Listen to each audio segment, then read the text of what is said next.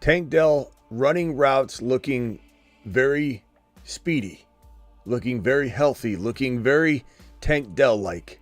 And it's good news because there were a lot of concerns coming out of this shooting that happened not too long ago that was added to the plate of Tank Dell, who's been trying to get over the injury all offseason. So this is fantastic news. Here's video footage of this guy out there. This was posted today by his trainer, one of his trainers, and Tank Dell looking like an absolute monster out there. Speedy, quick, no reservations, no limitations, just running massive route trees all over the place, cutting, speedy, not a concern at all. There's zero concern in my mind. This guy's going to be ready for week one. He's ready right now. He could go out there and suit up right now. By the looks of it, we'll be drafting on top of this little conversation we're having about Tank Dell and Tank Dell season. The Fantasy Football Show begins right now. Graveyard edition, breaking news edition, Tank Dell edition. File on in. Call into the show. Call into the show. Live from the FantasyFootballShow.com studios. It's the Fantasy Football Show. Live! Monday through Friday, 8 p.m. Eastern. Smitty is also live whenever news breaks. From the FantasyFootballShow.com news desk, here is your breaking news. Tank Dell. Good news. Now, we had some questions about where Tank Dell was. Yes, we're very thankful that he's okay. But some questions about where he was actually shot. And we seem to have received some answers on that, and I'll drop that on screen here. I believe this is NBC Sports. This report right here, and I can't confirm this other than this report from CBS Sports. Where did Tank Dell get shot? Earlier this month, Dell sustained a minor injury in a shooting incident in Stanford, Florida.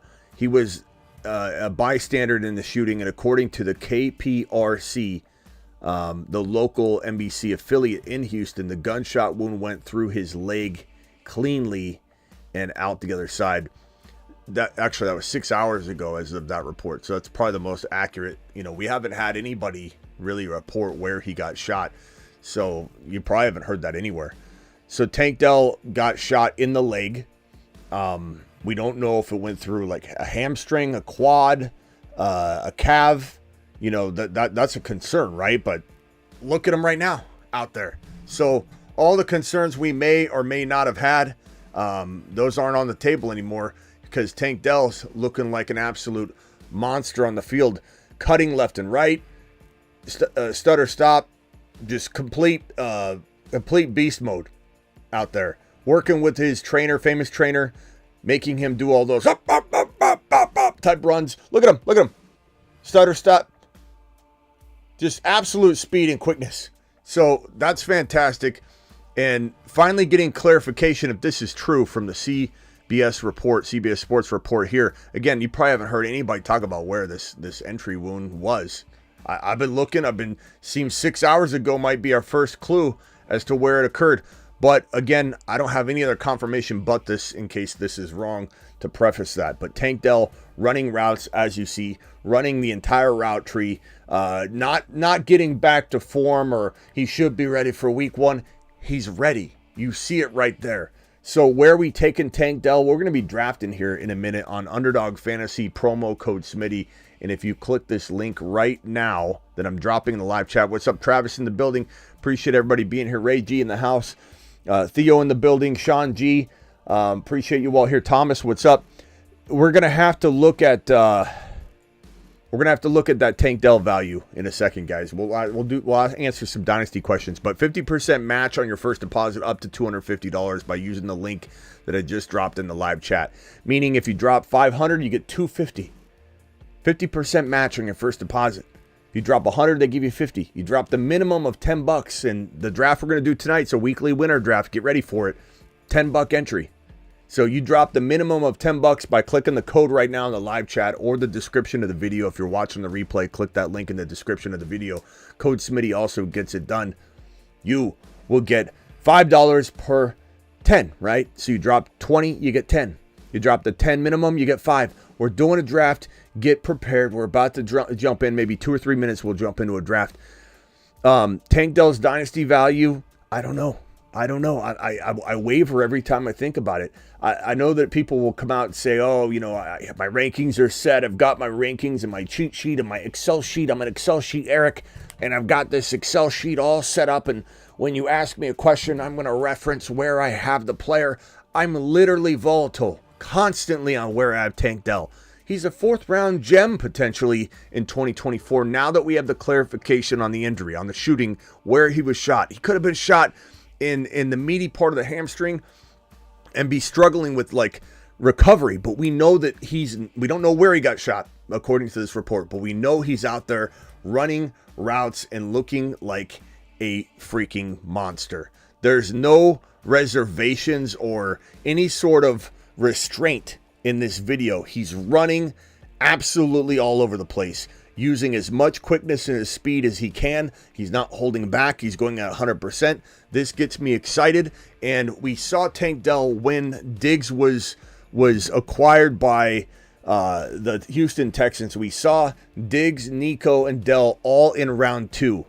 And it was a confusing mess for a few weeks as the ADP started to settle. The dust settled on the situation. We knew that 1 or 2 of them would drop out of the 2nd round. We knew that maybe all 3 of them could hurt each other and they'd all go in the 3rd or 4th round together.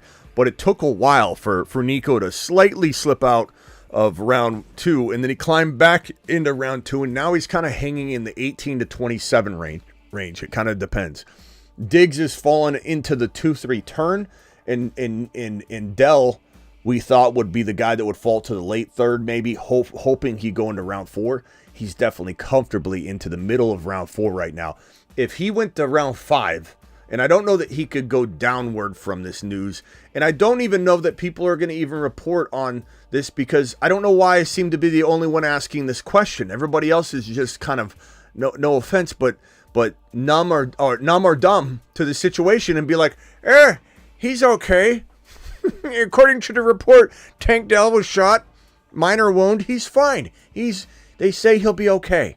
I didn't like that answer. I wanted to know where he was shot. I wanted to know why are they keeping this a secret. Granted, he has the right to his privacy, but it's a big deal to us, right? We're trying to find out that information. Was he shot in the hamstring or the calves, somewhere where it'd be very hard for him to recover? Imagine pulling your hamstring, let alone having a hole in it. So it was very, very much a concern. Kept hearing minor wound. We don't even know exactly where in the leg, but clearly, according to this report, if it's true from CBS, which we have no control over if it's true, but it's 6 hours ago, according to that timestamp down there, that it was clean out the leg. We don't know where, but I don't care at this point because I have the evidence I need that it doesn't matter where. Probably, I would imagine, maybe near the glute. I always told you guys, when you don't hear where someone gets shot at, it usually is the butt. Because it's such an embarrassing thing to describe or tell. It's usually really bad, so they don't want people to know, or you got shot in the rear end. And you just don't want people to say it. Oh, you got shot in the arse. Okay. It's one of those things. So we kind of knew. And that's probably what happened. Was it the leg? Or was it really the itty bitty bottom part of the glute? Probably something that didn't require, surgery, so clearly everything's good. I don't even need to know where it is at this point. I assume it's the leg glute combination where the glute meets the leg.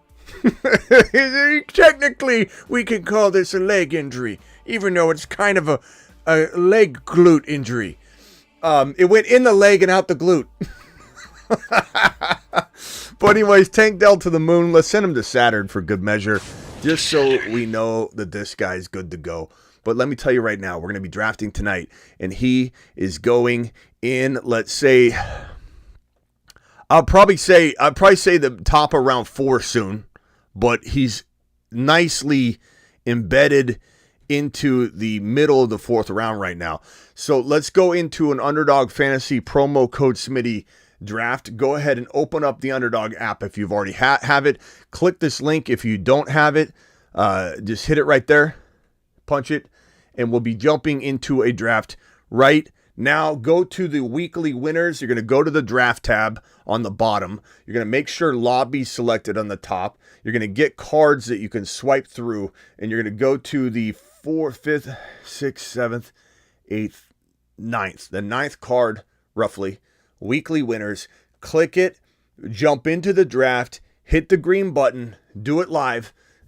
8 more to start. There is a little YouTube delay, so make sure you're quick on the draw. If you don't get in, you can do a draft right alongside of us, and that will be amazing. So hit that button. Let me go ahead and set up the draft and pull that up, and we'll open the phone lines while we wait. Call into the show. Call into the show. Dial into the phone lines brought to you by theattic.shop. And let's just pull this up real quickly. I'm going to go ahead and pull up Underdog on my screen.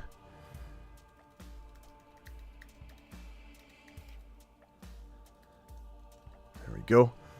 And we got one more to start, so jump into that draft, the weekly winner draft. That's how you get in.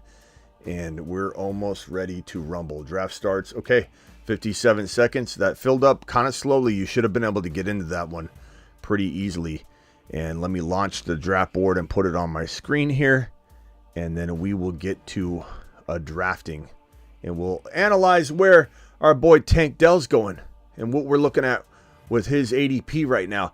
And what we expect to maybe happen, right? We need to discuss that. We need to have conversations around what is the likelihood that Tank Dell... All right, here's my draft slot from the 3. What's the likelihood that Tank Dell is going to climb into the 3rd round again? I don't know. I'm hoping he doesn't. I'm hoping he stays in that top of 4 territory at the very, very most. MHJ is money hungry, apparently, says Chris. Or he's just absolutely intelligent and smart. So let's wait and see what the details are on the potential lawsuit going against him from Fanatics. But Marvin Harrison Jr. is his dad is helping him, navigate the NFL, and all these other players getting completely taken advantage of by these autograph services and such. Okay, so first overall pick, McCaffrey, followed by Bijan. So I have my choice of any wide receiver. Let's go Tyreek Hill in this draft.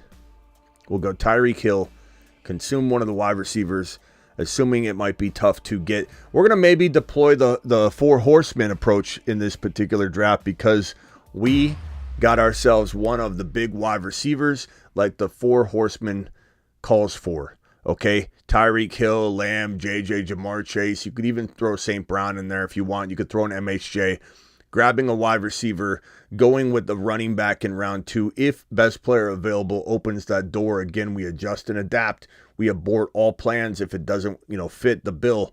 So we'll look at drafting an RB. And then in rounds 3, round 4, we go with combinations of those guys traditionally. And that's what we might be rolling with, the 4 horsemen. Some of you might be able to deploy the tripod.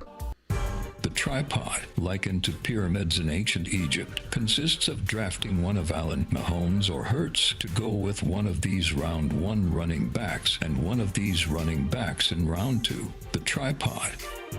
Tripod, look at it, deploy it, launch it, cultivate it, caress it, allow it to help you win your league. The tripod. Look at all those wide receivers going. It went Christian McCaffrey, Bijan, then boom, wide receiver city. Tyreek Hill, Lamb, Amon-Ra, Jamar Chase, A.J. Brown, Justin Jefferson, straight wide receivers getting picked off in waves. Jahmyr Gibbs, Breece Hall going to clear drafters of this channel. BK is one of ours. Bears is one of ours. Stage is one of ours. Every running back is from our crew because of today's running back show. The tripod initiated Tripod initiation happened today. Everybody's initiating Operation Tripod. Even Nev from the 12 spot taking an RB. Look at this. The tripod, likened to pyramids in ancient Egypt, RB. consists of drafting one of Allen, Mahomes, or Hurts to go with one of these round one running backs and one of these running backs in round two. The tripod. Operation Tripod getting deployed like a monster. Oh, okay. So this is one of ours. Let's see is anybody going to try and deploy the tripod? We'll see. We'll see if Bears does. Bears says activate tripod. Operation Tripod. You're the only one that's activated Operation Tripod. Everybody else is doing a combination of. We're probably going to see this string. I believe these are mostly in the middle here, except for Superfish. I'm not sure that any of these are our people except for Superfish. So we may potentially see wide receiver. The majority of the way here. We'll see what happens. Down below, you'll see the best available players on the bottom left of my screen. They're definitely, here's the wide receivers. Let me click this.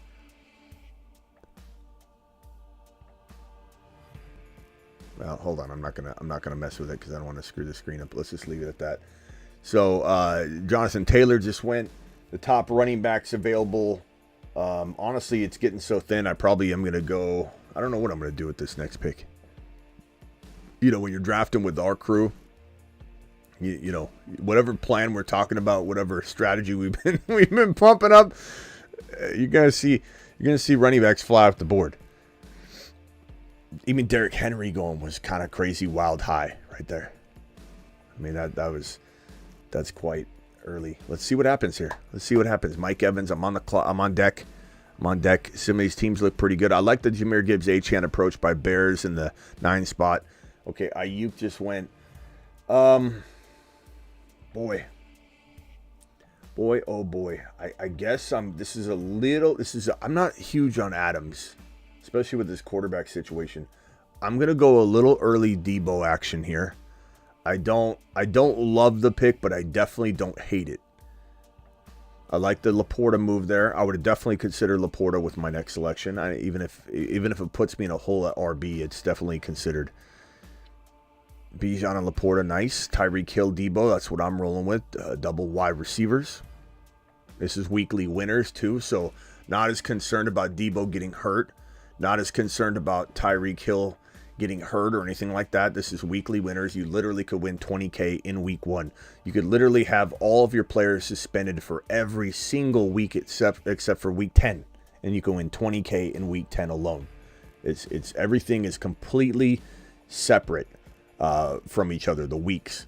That's what's so beautiful about weekly winners. Okay, man. It's got wild. And look, the weekly winners, the quarterbacks are going to go a little bit higher. But I'm not going to play that game. I'm going to grab myself an RB that traditionally goes a little bit later. He's the second RB on the ranking, so it's not like it was a huge reach. But I went with my boy, Josh Jacobs, and I like that a lot. So Debo, Jacobs, and Tyreek Hill, not bad. CeeDee Lamb, Brandon Ayuk, and ETN from the 4 spot. From the 2 spot before my draft slot, Bijan, Sam Laporta, Hurts, very strong. Christian McCaffrey, Josh Allen, Travis Kelce, very strong. You don't need to stack as much. I mean, it doesn't hurt, doesn't help. It's kind of unknown. In weekly winners, it's a little different. Superfish with the early Pacheco. Oof. Is that early, or was his ADP in weeklies that high? I'm on Raw, Mike Evans, Pacheco. Okay, from the 6th spot, Jamar Chase, JT Adams. From the 7th spot, AJ Brown, Drake London, Olave. From the 8th spot, Jefferson, Henry, and DK. From the 9th spot, Jahmyr Gibbs, Devon Achane, and who's going 33 overall to Bears with those 2 RBs. What you doing with that? What you doing, Patrick Mahomes? Okay, I mean, I like the trio. It's the tripod. It's the tripod. The tripod, likened to pyramids in ancient Egypt, consists of drafting one of Allen, Mahomes, or Hurts to go with one of these round one running backs and one of these running backs in round two. So deploy to a T, Mahomes, and you've got who'd you draft? You got Mahomes and who'd you take? Jahmyr Gibbs, yeah. So you got Jahmyr Gibbs, you got Mahomes, and you got Achane. So you've deployed the tripod to a T. The only one in this draft to deploy it to a T, though. So nice work. The 11 draft slot, Puka Nacua, Kyron Williams, and Lamar Jackson. It's nice balance. I like it. The 12 spot, Garrett Wilson, Saquon, and Nico. It's nice to have those two back-to-back picks right there. Let's see what you do here. Nico and who? Nico and DJ Moore, okay. 11 spot, good balance right now with Lamar, Kyron, and Puka. What do you add to the arsenal there, young man? Let's see, 15 seconds left. Let's see what they do. Super chats. I'm sorry, Alec with the super chat. Alec, I'm sorry. I don't know how long this was sitting there. Hey, Smitty, if you get Brees in round one and you had to pick between MHJ and Gibbs, who would you take? Love all the content. Tank, future Mars man. I don't know if Tank could be. Yeah. His value, probably a moon man at least. I mean, 4th round. I don't know if he'll climb any, but definitely feel like he's got good value. As for this question here, I can't sit here and say I love one way more than I love the other. At the end of the day, bro, it's like you could go either direction and I'd be fine with it. We've talked about the different strategies to deploy the 4 horsemen. If you go the 4 horsemen route, you can do the wide receiver early with even MHJ. You know, it's not a big deal to go MHJ. You're just doing a horseman from the 11 or 12 spot. You can't afford to get one of these guys. So I'm fine with that. But also, at the end of the day, push comes to shove, I'm going to tell you my answer is probably going to be Gibbs. If I had to pick one player between Gibbs and MHJ in redraft, it's going to be Gibbs. If it's Dynasty, it's different. In Dynasty, I'd probably say MHJ almost over anybody in the National Football League. But I do love Gibbs too. So it's a great question. Thank you for the $5 hauler. Alec, let me know you're still here so I know I helped you and you're still hanging around. I don't think you would have left. I don't think that was there too long, but I do try and get to the super chats immediately now. Bunch of wide receiver haters in this room, says Prime. That's your opinion. That's your opinion. And of course, Tank Dell gets snagged for me in this draft by Superfish. Thanks, Superfish, but that's okay. You got to draft the best team you can. You're putting your hard-earned money into this. You're trying to win cash money. Don't think about me. But definitely a little bit bummed I got sniped there. Let's go with, let's see. I've got 2 wide receivers. I've got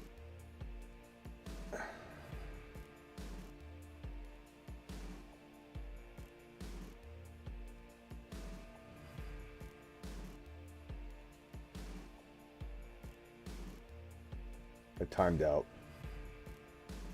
Oh, God. Like the worst wide receiver for me. I know I was going to say, he's not that bad. I don't want him. I got timed out. I was paying attention to the... Why do I time out once a draft? Why can't I just follow my own advice, which is to cue somebody you like and then look around? Why did I not follow my own advice? Pittman? I don't want Pittman. I don't hate him. I don't hate him. And to be frank, it'll end up working out just fine in this particular draft. But because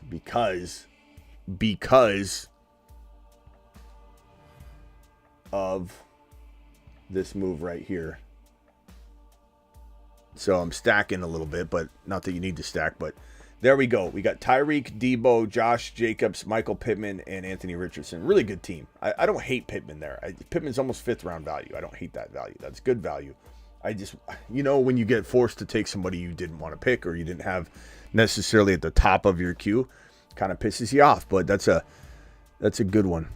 I don't know why I didn't just queue him. I don't know why. It's my own advice. I give it to everybody. As soon as you're on the clock, queue the first person you like. And then just move on. And that way, if you time out, you're good to go. I didn't even follow my own advice. I shove it down your throats every single show, and then look at me. Look at me. Because I think you always think, oh, I'll get to it. I'm not going to fail. I'm super good at multitasking. But what the thing is, I'm multitasking 10 times more than any of you because I'm running a full operation here. Got phone lines dialing in. I've got screens I'm switching. I've got notifications. I've got super chats coming in. And it's no excuse. You know, I signed up for this. I'm a big boy. I'm used to it. But damn, if I don't think, oh, I'm too good to cue somebody because I won't time out. I'm too quick on the draw. And clearly, once a draft, that ends up getting me and bite me in the rear end. So next time I'll go ahead and hit it.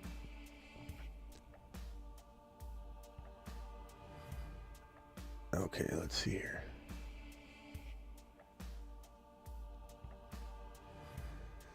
I don't know how you go Debo over Laporta there.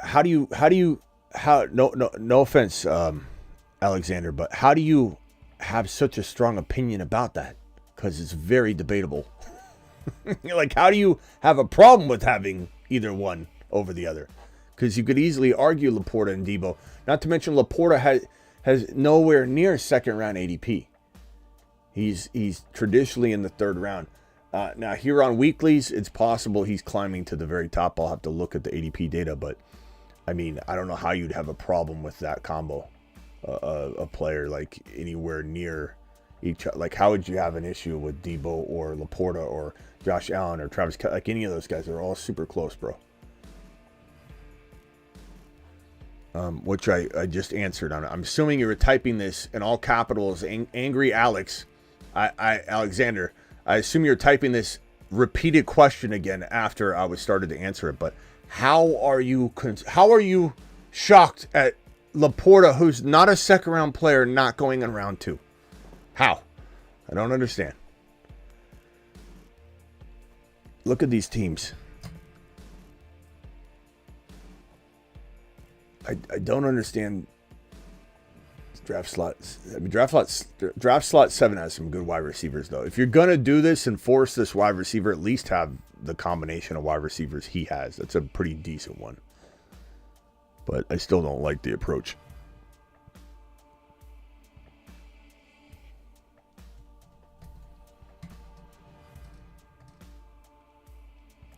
What about between Gibbs and Achane and Kyron? Well, Jay High, Gibbs is literally a first rounder. Achane and Kyron are second rounders, so that's an easy answer. The answer is Gibbs by a country mile, but that's because a lot of it's ADP.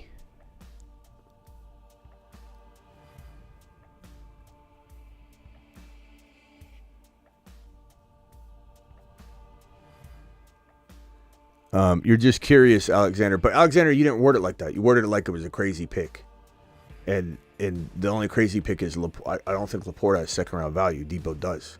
Debo floats in that late second round. So the fact that you're typing in all capitals and worried about it, I'm just saying, like you're the one that's questionable right now is your take. But look, I don't hate Laporta. Like if I've got the 2-3 turn, I'll take Laporta there all day long. I love Laporta. But in weekly winners, you're not worried about Debo getting hurt, bro, because you could have 4 games of Debo being the number 1 wide receiver. And in weekly winners, you win $20K each week. No week is tied to the next week at all. Okay. On the clock here. Let me cue somebody in case I get sniped.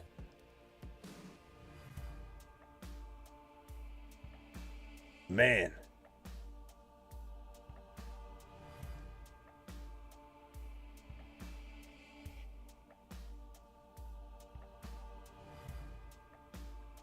I'll go Adunze here.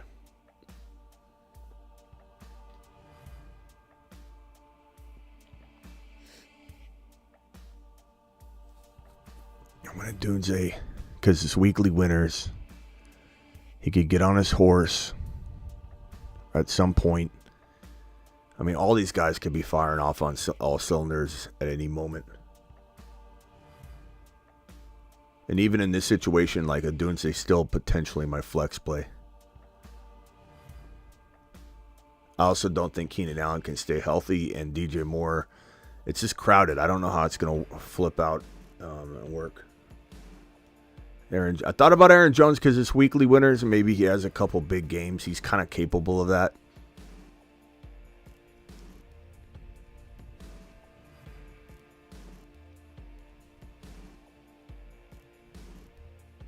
It's a good pick, Zamir White.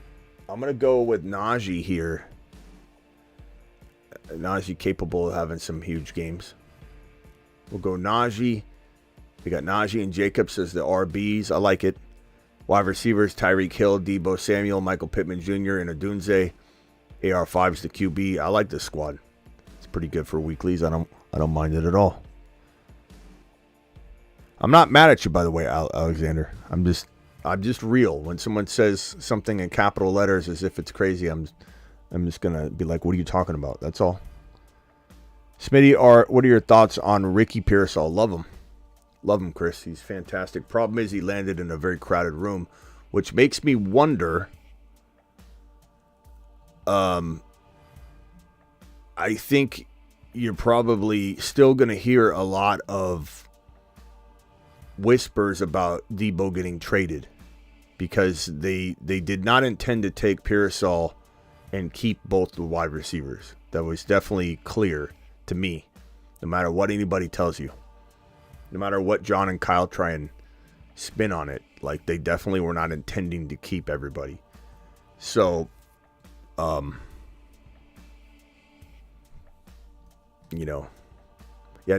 in great shape, dude. He's really, if you want to compare Najee to anybody, you compare him to Aaron Jones. The year Aaron Jones decided to shake his injury label free and become a top 5 running back. He was very questionable being capable of staying healthy and being a full-time running back. And I believe that was the first year I started my channel. The YouTube channel, anyway. I've been doing this for a while, but not the YouTube thing. So I think it was like 5 years ago, 4 years ago. Yeah, 5 years ago. And so Aaron Jones, maybe it was year 2. But Aaron Jones, just got his nutrition on point, started working out, became a monster. And then boom.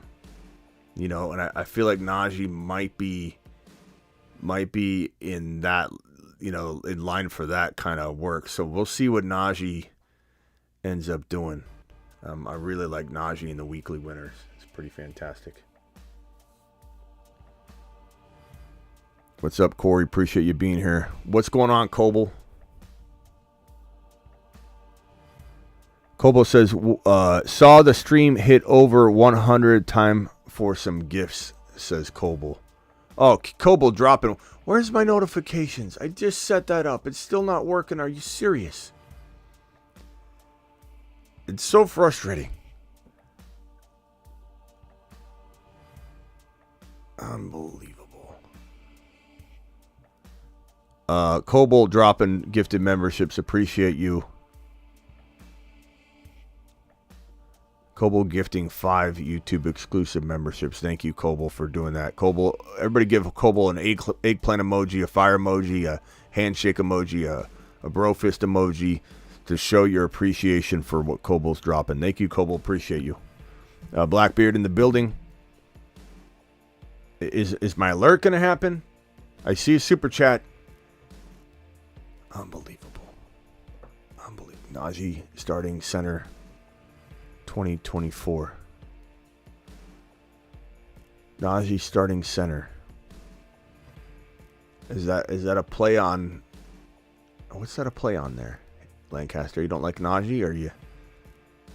He should be pretty good. Thanks, appreciate you, Coble. Young Beastie says thank you for the gifted membership. Now you got access to all the emojis, Beastie. Start dropping them, bro. Like, get reckless with it. Get reckless with the emojis. Just start firing them off. Chris says thanks. What emoji is that cardinal? Looks like 2 guys farting. What are you talking about, Prime?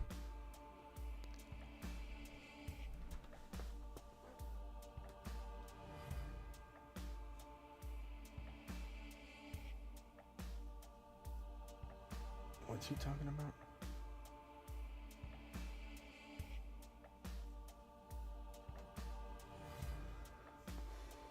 What cardinal emoji? Oh, the guy cardinal. I don't know what that emoji is that he's using. I thought you were talking about the Cardinals. I'm like, what are you talking about with the Cardinals, bro? Let's go with Jonathan Brooks. Smashing the RB. I'm loving that. I'm loving that. Najee, Jonathan Brooks, Josh Jacobs. Nice pick with Brock Bowers. I like that.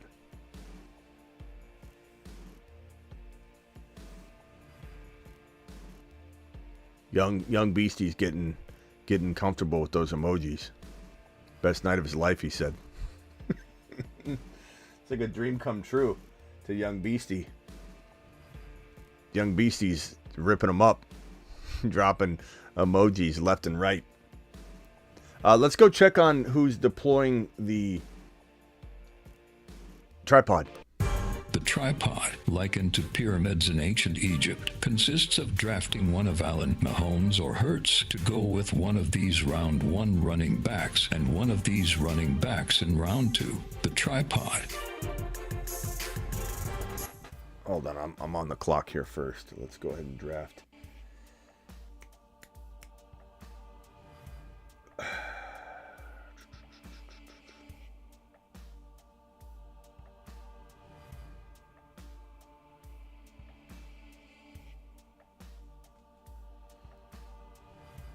I'm going to go with Jonathan Brooks and Jaylen Warren because now I've got Najee and Jaylen.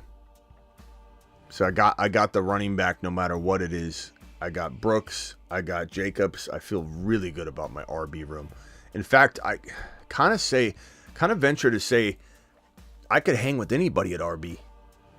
You know, I think Bears. I love Bears is Jahmyr Gibbs and Devon Achane, and he's got Mostert, so that's fantastic.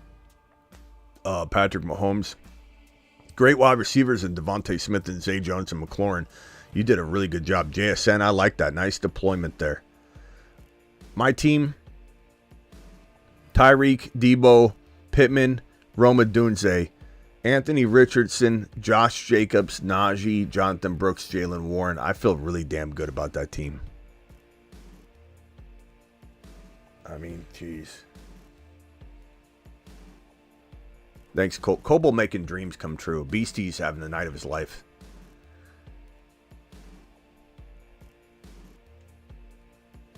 Phone lines are open. Call into the show. Call into the show. Brought to you by theattic.shop. Get your apparel, your movie apparel from movies and TV, cult classics from over 40 years ago. Godzilla, The Beast, King Kong, Spider. Theattic.shop. I love this apparel. I begged them to come back as a sponsor. That's how much I love theattic.shop. Formerly known as Grindhouse. Now we're getting an alert. What the hell's going on here? Superfish with a $2 hauler. It's so weird that the alert shows up now. It's frustrating though. Top 5 spot is rough in this room. It is, you know what I find, like sometimes you thank you Superfish for the super chat. It's a great comment. Sometimes you feel like, you know, you hate a spot, right? But it's really in a Snipe City environment. Superfish, my advice is to try and draft differently in a Snipe City mode environment. And sometimes if you go against your normal grain, like sometimes people will say this, Superfish, they'll go, maybe I don't want to draft with everybody that could snipe me, right? I kind of enjoy it because these are the drafts I try and do differently, you know, because we always get in our rut and we keep drafting our same players over and over. So I use these drafts with you guys to access the part of my brain that won't allow me to draft other players. And I almost enjoy it. It's like therapy for me because now I get to draft Jacobs a whole lot more than I normally would because I'm going, you know, this player or that player. I'm drafting Najee and Jaylen Warren when I'm not usually doing that because I'm scooping up Benson and Connor over and over and over again, and now I'm able to go in a different direction. So I use it as therapy, but don't stick to your normal processes because you will get potentially burned by trying to grab players that everybody's trying to snipe from everybody. So that would be my advice, in a nutshell. But these are weekly winners. Again, everybody, make sure you understand the difference between weekly winners and non-weekly winners. We're talking about a big, massive difference, my people. A big, big, big, big, big difference. Because you don't necessarily have to worry about injuries, right? Oh, I thought I was going to be able to expand that. My bad. Let me expand that back.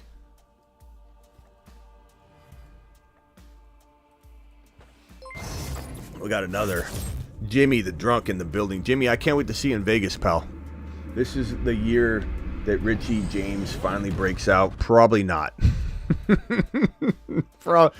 Probably, I don't know. Probably not. But Jimmy, this is the year that you break out. This is the year that you get to Vegas and you hang out with me on June 28 and June 29. I'm going to have a graphic up for that. Travis in the building. Appreciate Travis being here. Everybody throw a prayer emoji, an eggplant emoji, a fire emoji, a handshake emoji, a thumbs up emoji, a pound bro fist emoji. Travis has broke his kneecap. He's on IR, but he's still coming to practice. He's not holding back. I mean, we got him on the bike sometimes. He's not always full go, but we still love having him here. Okay. I could use.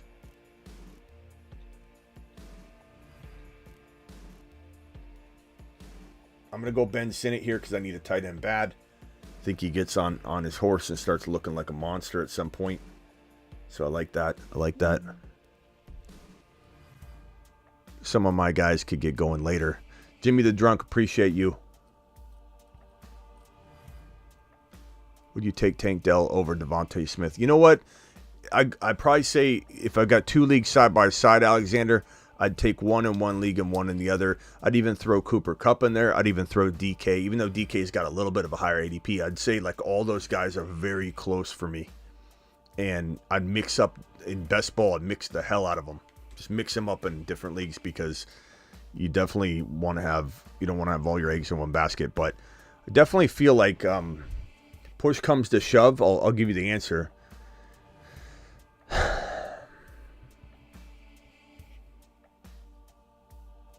If I have Hurts, I'm going Devontae Smith. And I'm not one that forces. I don't force. Let's see, Matthew Stafford.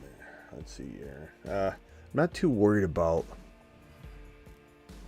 quarterback here in weekly winner formats. You know, I mean, I want a quarterback, but I'm not.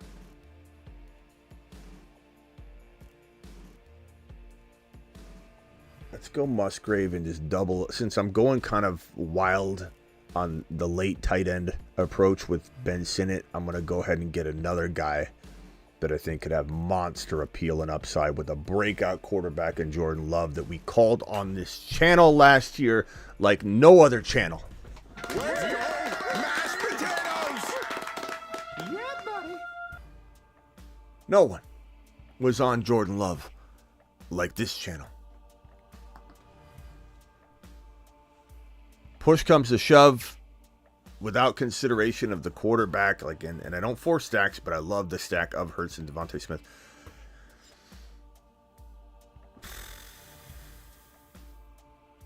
I guess I go Devontae Smith by a hair. By a hair. I don't even know. I don't even know that I can say that with like ultra confidence, you know? I think I basically want to rotate it. The reason I'd say that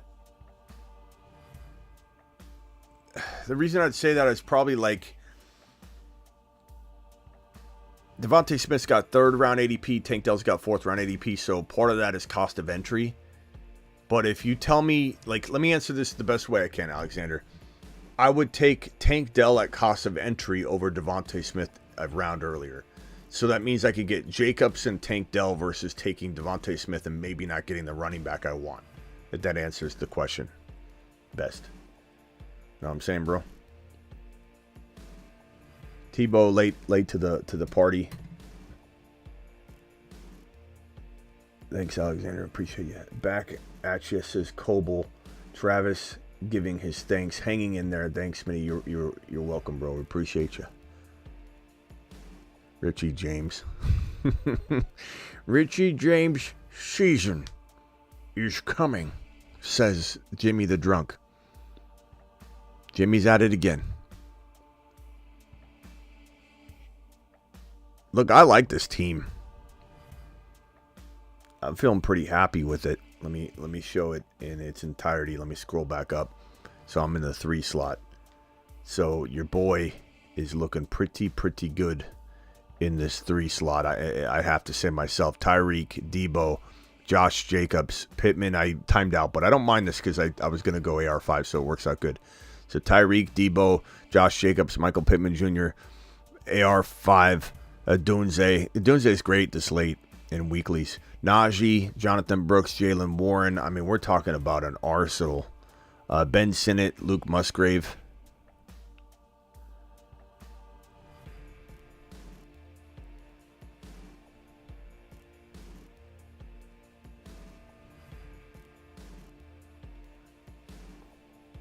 This is Tebow. This is a weekly winner.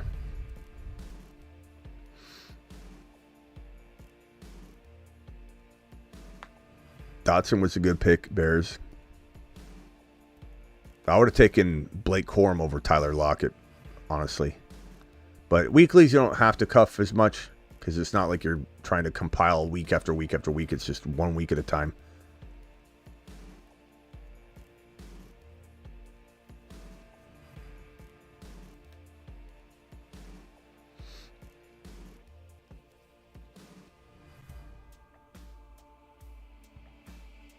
Almost on the clock here.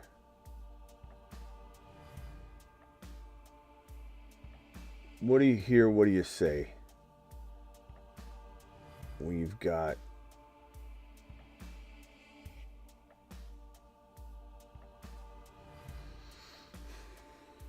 I'm going to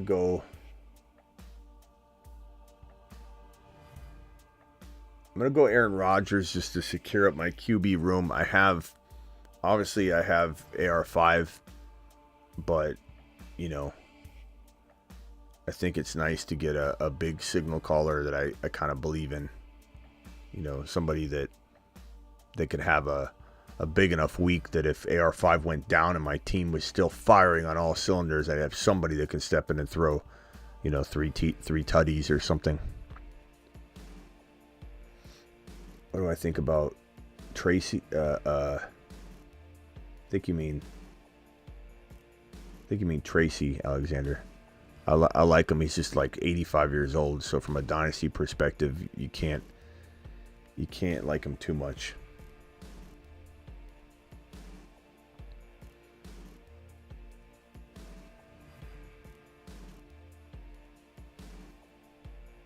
Let's go Xavier Legette here.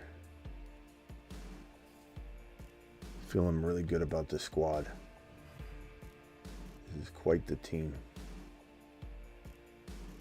There's a lot of good teams in here, though. I do not always love my draft. I will admit that. Sometimes I do, though. I've been told I like my draft every time, but I don't. I'm very honest when I hate my draft. I come in and I say I hate this draft. Here's my squad so far in its entirety. AR5, Aaron Rodgers, Josh Jacobs, Najee, Jonathan Brooks, Jalen Warren. Like that quarterback room and that running back room and that wide receiver room. You could say my tight ends are risky, but those 3 rooms above the tight end spot there, QB, running back, wide receiver, are about as,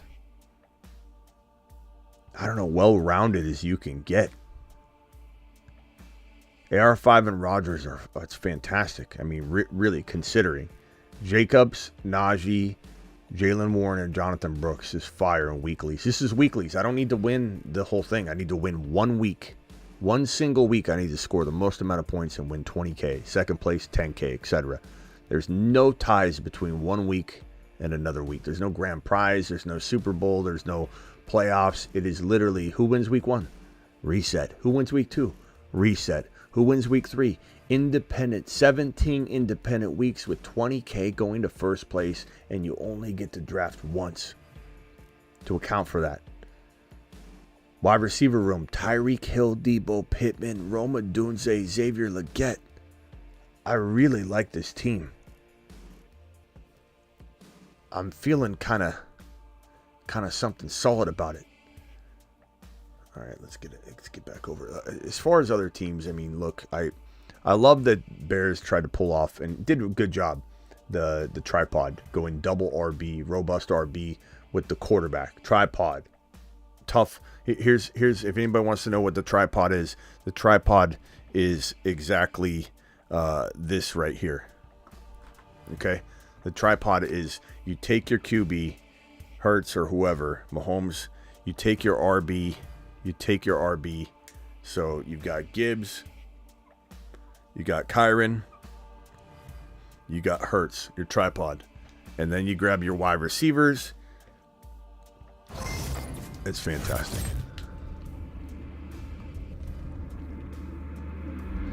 Got Jimmy the Drunk coming in strong with another wad on screen. $4.99 hauler. How much would it cost to get Richie James in the cabana? I don't know. That's a tough one. I could make we could set a price for a Richie James emoji, but I don't know how hard it's going to be to get him on the ringer. Jimmy the Drunk, I appreciate your question though.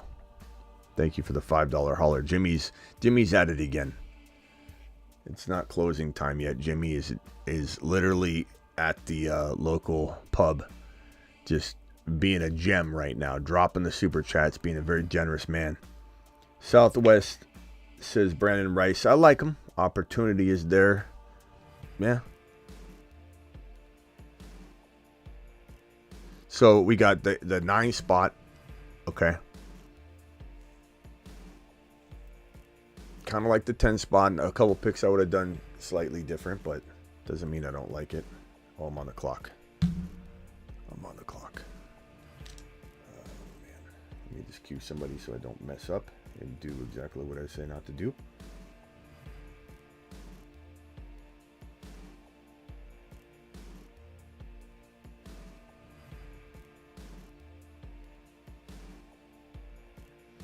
I'm going to go Fields here.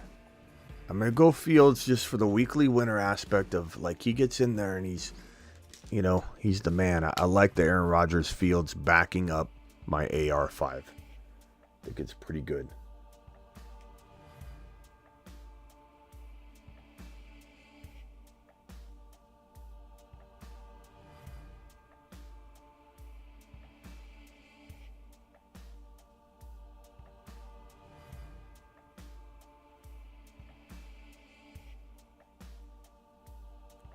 I don't know what I'm going to do with this next pick.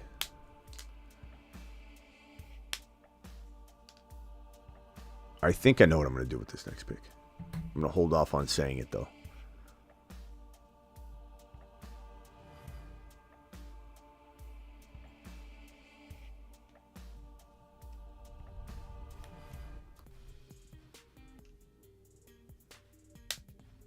Okay. I like Javon Baker. That's a good pick. I'm gonna look. I've got Ben Sinnott. I got Luke Musgrave. Still kind of shaky, right? I mean, it's still kind of shaky.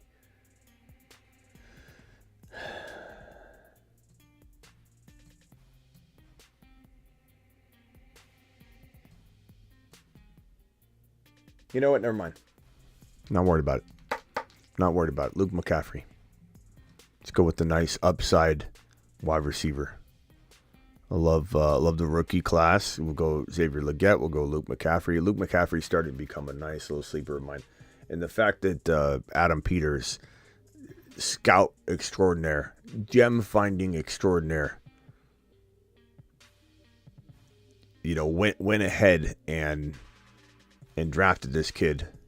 And the fact that he's developing a nice little rapport already with JD5 makes me feel like Luke McCaffrey has nice upside. Very, very nice appeal. He's starting to become one of my favorite, 14, 15 round type guy. What's up, Travis? You're live. How you feeling? How's it going, Smitty? Good. Not too bad.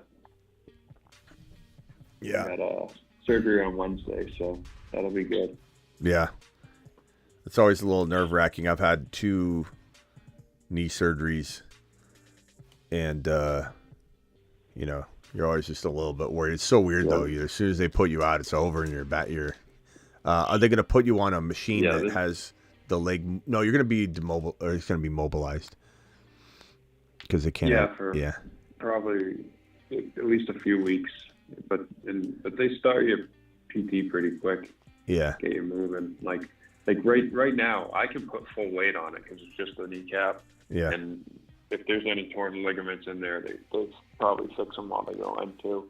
They may not. Yeah, they may not even check some of your like your ACL and all that. They may, because they have to. You know, they don't want to. I guess what they said is they'll check them, and unless something is a clean tear, which I don't think, they'll just address that later. And most of the time, especially with me, who I'm not running around because of my condition anyways, I can, you know, if it's a partial tear, even I can strengthen it. You might be like Tajay Spears. I'd be like, you didn't have an ACL. Never know. You know what? Hey, bro, part of me kind of wonders if maybe like a high school injury, you tore your ACL and that's why your knee buckled. Because usually when your knees buckle, your ACL is compromised, and part of me wonders if that's how you. Well, it's because of the muscular dystrophy. I have atrophy in my quads. Okay. Because of that, so you know, I'm not, my muscles and legs aren't functioning. You know, I'm putting more weight on my bones. I'm putting more weight on my calves because my calves aren't affected by it. I gotcha. So, you know, my whole the anatomy is off anyway. So that's why my knee buckled in the first place. You know, I've had it happen before, where like it's given out on me a little, you know, and I catch myself or I fall and it's not too bad. You know, you might need a gib board. Start strengthening what I have left. You know? Might need a gib board. We might need to send you a gib board, even if it's I'm gonna look into everything they can. It's funny you said that because I was actually thinking I should ask if something like that helping. You know. Yeah, for anybody who wants to know what a gib board is, you can use code Smitty and get yourself a gib board. But these suckers are fantastic for rehab. I don't know if I don't know about with your condition if they would be something, but I mean, you could even just put your foot on it when you're sitting, and I don't know. But just the resistance, yeah. I like these. I like it even just in the studio on the wall. Okay, hold on 1 second. I'm on the clock. Let me see what I got here going on. I'm gonna go Craft here. Tucker Craft to do my usual Luke Musgrave Tucker Craft combo. I like that. And then that way I'm set at tight end. I've got Najee Warren. Makes me feel really good at running back with the other running backs I have too. So I'm going to go Tucker Craft with this next pick.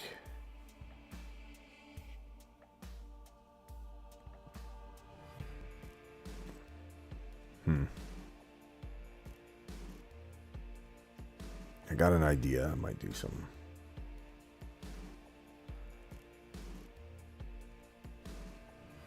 Yeah, I think the reason I love this gib board so much, so let me show everybody what it is. But basically, use code Smitty, you'll get 10% off gibboardus.com. Gibboardus.com.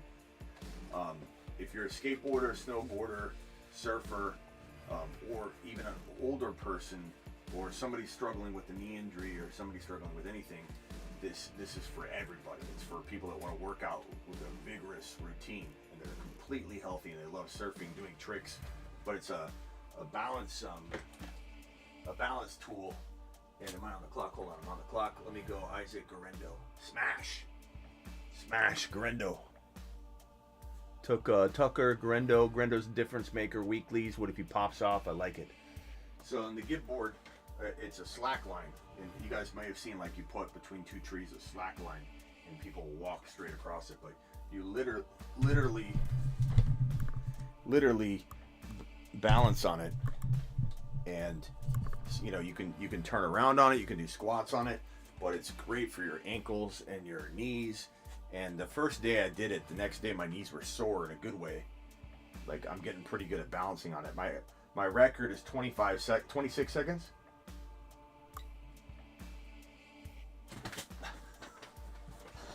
But you can also do like burpees with them, sit-ups. You can flip the board on its back, and it kind of rocks a little bit. So when you do like push-ups. But and just you can incorporate that into just like a flexibility and balance training, which is really more important than people realize, especially as you get older, or like for someone like me, aside from certain muscle groups, I can't lift heavy weights because I have core muscular dystrophy. So with certain areas, I can't do that. So anyone who has a condition like me, or for people who just, a lot of people don't want to lift huge weights. I get it. And so just you can have it at home and incorporate it into a routine, whether it's with, resistance bands or something like that.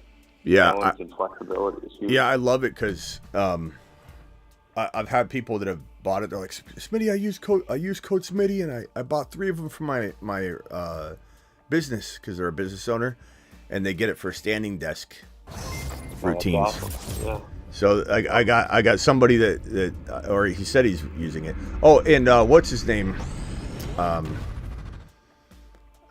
Slime, who's got the bird sway.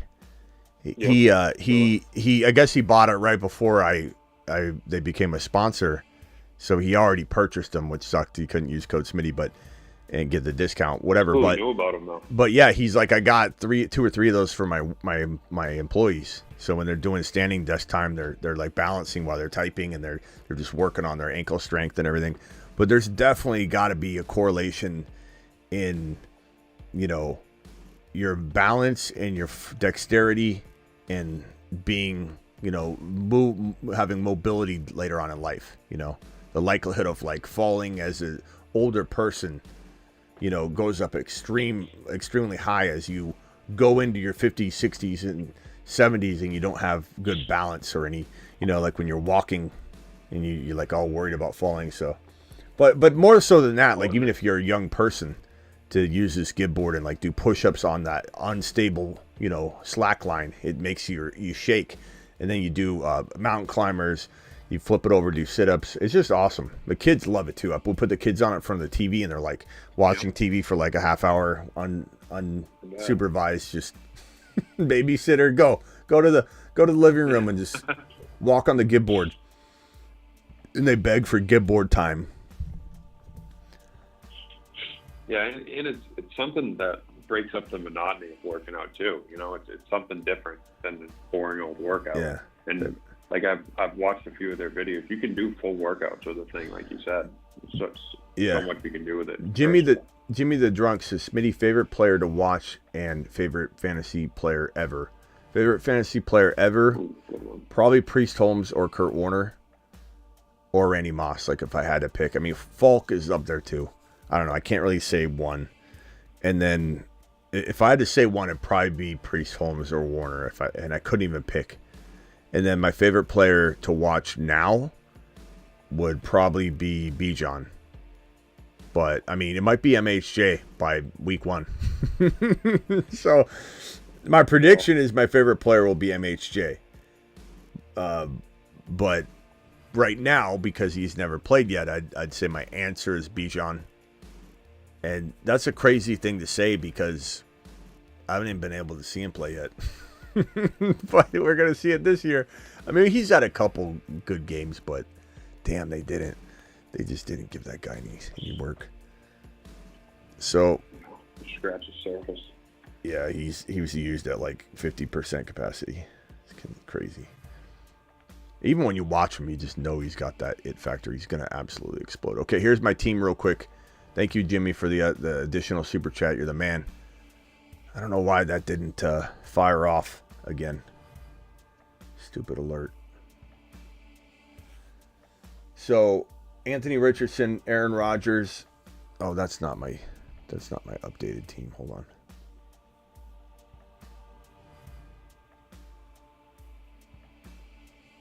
Here it is. Quarterbacks: Anthony Richardson, Aaron Rodgers, Justin Fields, Michael Penix Jr. That gives me just a lot of firepower for weekly winners. You know, who the hell knows who's going to outscore who in any given week, right? Yeah. So I think it's good to do that in weekly winners. Then we got Josh Jacobs, Najee, Jonathan Brooks, Jalen Warren, Isaac Grendo. And then I got Tyreek Hill, Debo, Pennick, Michael Pittman Jr., Roman Dunze, Leggett, Luke McCaffrey, Ben Sinnott, Luke Musgrave, and Tucker Kraft. And then if we look at, thanks again, Jimmy. If we look at the projections, I can put that on screen for everybody, which is, it's cool that they offer this on weeklies. At first they were blank, but I think they figured out a fix for that, or at least the first week they were blank, potentially for just ADP reasons and letting the dust settle or whatever. Here is the projection of our draft. Underdog giving us their opinion on who's going to outscore everybody. It looks like they got my team scoring 203.7. They got White Rice scoring 201. And Nev has 199. Superfish is 167. Stage 165. Wow, they got my team at 203.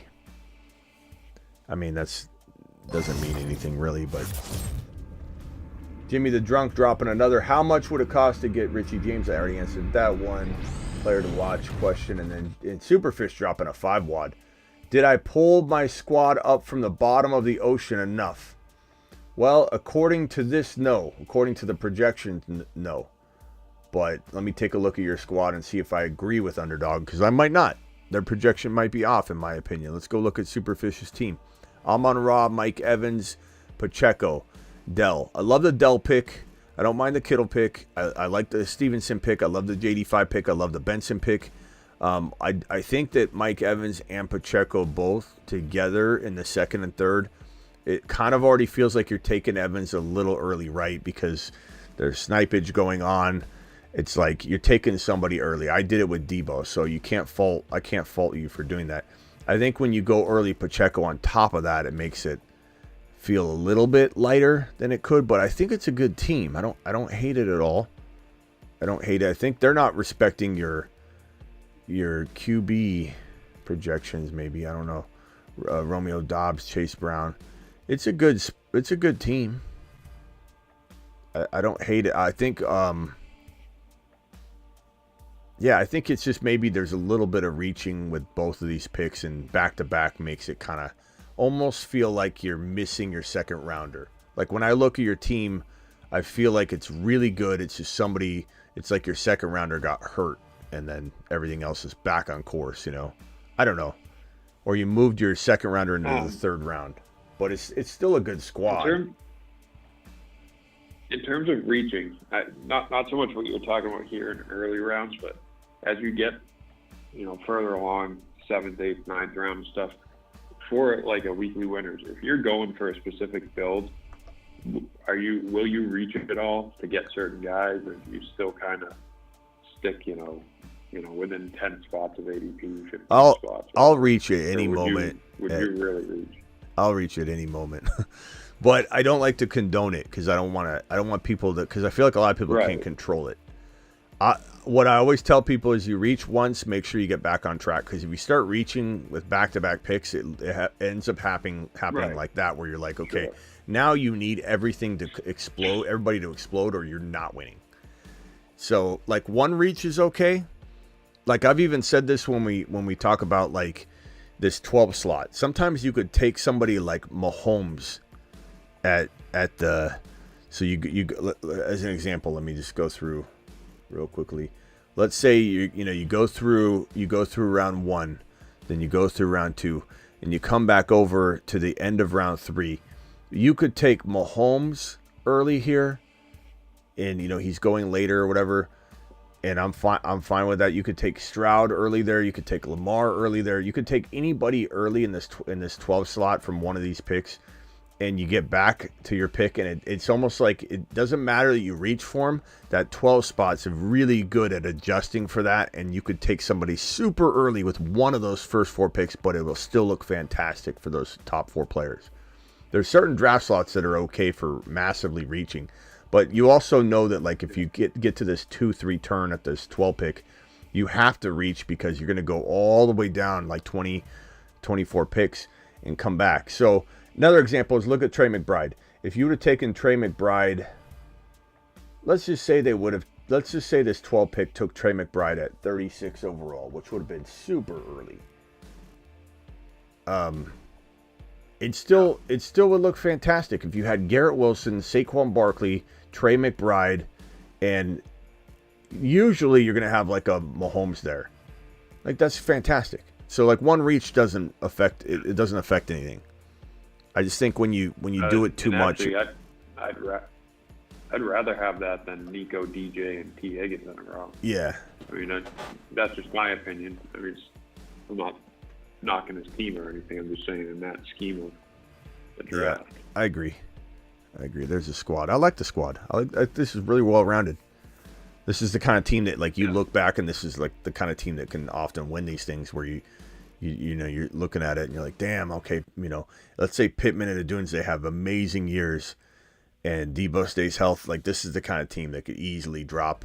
I mean, it projected as the highest scoring team, so clearly the system likes it, but I mean, Jacobs and Najee, Jonathan Brooks, Jalen Warren, I covered that. Stacking in weeklies is probably better than even in regular non-weeklies because, that was my next question, actually.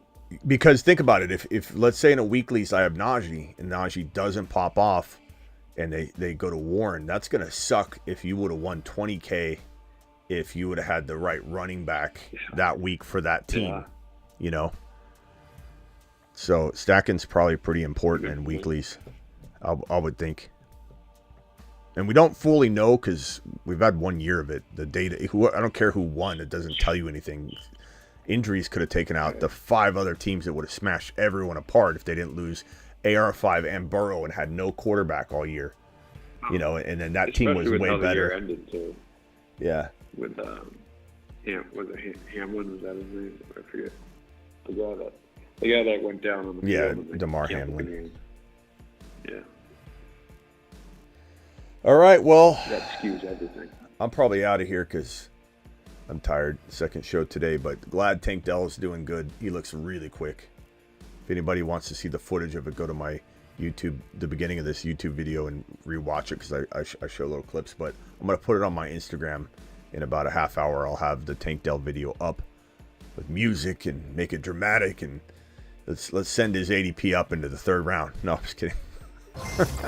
I don't want to, but it probably will. We'll probably be driving Tank Dell's value up. But hey, it is what it is. Yeah. How'd I do with the 1 pick? How'd I do with the 1 pick? Oh, that was Sick Nasty at the 1 pick? Let's see, Sick Nasty. I didn't even know you were in this draft. McCaffrey, Josh Allen, Kelsey, Pickens, Jaden Reed, Aaron Jones, Jordan Love, Lab McConkey, Jamison Williams. I don't like this team. I love it. I like it, bro. I mean, damn, your first 3 picks were, that's kind of that what I was telling Travis earlier. You reached on Kelsey, but you can do it and it still looks fantastic. So, and I love Jaden Reed a lot. Good team. The one thing you're going to need to have happen for this team to do well is you need Aaron Jones. I mean, you only have Jerome Ford and Aaron Jones. That's it. Let's see who you took at the end. I need to refresh it. I don't know why it's not showing that last player, but I mean, you only have Jerome Ford.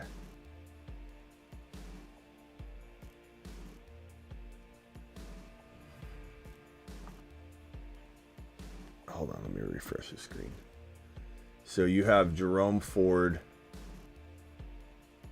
God, you only have 2 running backs? Oh, 3. I'm sorry, McCaffrey. Forgot about McCaffrey. I had it scrolled up. Aaron Jones, McCaffrey, Ford. I mean, it's still thin. Aaron Jones and Ford. The problem I don't like with this team, Sick Nasty, I didn't know that was you. That's I didn't know that was your screen name. I forgot. The thing that's going to be tough is if Aaron Jones gets hurt and Ford's not even a factor, Like, you could get totally screwed out of 20K if your team's going nuts and you have no second running back. And also, you're not accounting for bye weeks. Like, if one of them is on a bye and you still have all your guys blow up, and if you just had a supplemental player that could have stepped in, you know what I mean? So I'd make sure you get another running back. And if we look at your team, Signasty, like, let's see who you could do without. You could have done without Marvin Mims. Come on. You know what I mean? Like, let's get an RB there. Let's get somebody. You could have done without Jermaine Burton. I like him, but you didn't need him. Demario Douglas, you didn't necessarily need him. I would have taken, like, even a shot at Khalil Herbert or Ray Davis, or maybe let's see here, a Tyrone Tracy would have been really good instead of Marvin Mims. That's the only thing I would say. Past that, I mean, you had a great draft. What is Superfish saying? Running backs went. I would have had to reach big for running. Yeah, but you just needed one more at least, just to make sure. You're getting. Ray G is stage. That's right. I forgot Ray G's. That's his name. Ray G's stage name is stage. Right. He's got from the 2 spot Ray G. Bijan, Laporta, Hurts. Love that start. That's another example. Like, Laporta's not in the second round. Alexander in the beginning was saying, how would I draft Debo over Laporta? Because Laporta doesn't have a second round ADP. So that's why. But he reached on him big time. And his team looks phenomenal. You know, at least the first 3 picks still look absolute boss. Bijan, Laporta, Hurts, love it. Balanced as can be. Hollywood, Ridley, Addison, Brian Thomas Jr., it's lacking for good reason because you stacked, the other positions. But do I think it could win the weeklies? I would say, to win that 20K any given week, you literally have to have Ridley become what we thought he was going to be last year. And it's a crowded room with Hopkins and Burks and Tajay Spears even pulling in targets. So I don't know. I like Ridley. I just don't know. Hollywood Brown would have to be top 7 wide receiver, which is all those things could happen. Jordan Addison, let's say JJ holds out all year or gets hurt, knock on wood, or gets traded or some crazy thing. Then Addison could be that guy for you. Brian Thomas Jr. If Brian Thomas Jr. is like the next top 10 wide receiver, or Mitchell. I mean, you got a lot of guys. Ricky Parasol, Debo gets traded. So you got opportunities. Javon Baker, you got a lot of guys, Ray G, that can maybe step up. If you get one of those players to, especially Ridley, become an absolute superstar, then you're in the running. You know what I mean? You're in the running. In Zamir White, you need that. Definitely a good start, but it left you kind of a little bit needy at wide receiver. That tough to say. But I like the teams, guys. I like the approaches. Not to mention, and this is something I ripped Tebow on, who's in the chat right now, when he drafted a team I did not like, and it was a touche moment for me. Although he ended up doing it over and over and over, so it wasn't really that touche. But this is why we do these drafts over and over, to try different strategies. Sometimes it doesn't work. And might I remind everybody, just because maybe this didn't work well wide receiver wise for Ray G in the 2 slot, because he had Hollywood Brown, Ridley, and Addison. If he walks away from this strategy because it didn't work this time, he might be walking away from a 20K winning prize if he just tried it again. So there's no shame in failing at an approach and having it just not fall right. And if Ray G even gets the same draft slot, drafts outside of Snipe City, he might be getting Tank Dell instead of Hollywood Brown. And he might get like a Jaden Reed. So Tank Dell and Jaden Reed maybe make his team significantly different. So there's no shame in not having it go a certain way, and that doesn't mean your strategy sucked. You know, when people say, like, hey, Smitty from the 11th spot, I didn't like how that went for you. You're not alone. But it doesn't mean that it wasn't really good and we're just drafting in Snipeville. So Ray G, try it again. The exact approach. It's an interesting build. Yeah, try Bijan, Laporta, and Hurts again in weeklies and see if you can get. And then DM me the results. I want you to get it again, hit it hard again, and give me different receivers. And try and get Najee and Warren or Connor and Benson with it. And then we're in the money, man. Like you get Najee and Warren or Connor and Benson with that team and better wide receivers than Hollywood Brown, Calvin, and Jordan Addison. Send me that image. And speaking of monsters, we got a monster on the phone right now. His name is Denny. And Denny, I want to know, are you coming to Vegas? Have you got your flight booked? It's the 28th and 29th, Friday and Saturday, this coming month of June. Are you gonna? This is the first I'm hearing about. No, it's not. No, it's not the first you're hearing. I had you write it down when you were alive. You just don't remember. I should have wrote it down. You did. Smitty, we're doing that. Is it going to be the same place? Yes, Stadium Swim, Circa Hotel and Casino, June 28th. Yeah. June 28, June 29. This time, if you come, you better hang out, though, not abandon me twice like you did and then blame it on me on my show. You keep saying I didn't hang out with you. I didn't give you the time of day. You call in and say that. I'm sorry. Hey, sorry. Denny, can you please Can you please write down the date and make sure you show up June 28. June 28, June 29. Okay, June 28, June 29. I'll be there. I swear to God, I'll be there. I need you there. I need you there. Are you gonna like act like I'm not there when I show up? No. I'm gonna put the camera on you. You're gonna sit down in a chair. We're gonna ask you questions. I'll even interview you. I'll be there at 5 p.m. It's 8 p.m. Eastern, but 5 p.m. West Coast time is my show every day, Monday through Friday. The Friday show at 5 p.m. Vegas time, 8 p.m. Eastern. That Friday show, the regular show, I'll be in a cabana with my signs out. I have like the fantasy football show sign that I put on a table, and you can definitely see the cabana. They're going to set me up in a cabana like last time. I want you to just walk around and find me. You'll have a good time. Is Miss Smitty going to be there? She will, but like last time, she'll probably be tucked away safe and sound. She doesn't need none of that nonsense, bro. I thought I saw her, but yeah, you did. I thought she was. But anyways, 28, 29. Denny, make sure you're there. Make sure you're there. Yeah. Oh, 20. That place is lit, though. Yeah, I'll do that. That'll be awesome, Jimmy, bro. Jimmy the Drunk says, I'll give Denny $100 cash if he shows up. Jimmy the Drunk, how about this? You just buy him. I mean, I'm not trying to step on the $100 thing. You buy him. Don't worry, Denny. He doesn't know they're like $35 drinks. You buy him a drink, and Denny will be plenty happy. Yeah, that's like half the way. One drink's half the way. Yeah, one drink was $40. He tipped him $6, and it was a $34 drink. So Denny ended up spending $40 on one big it was like a Long Island, right? If I remember correctly.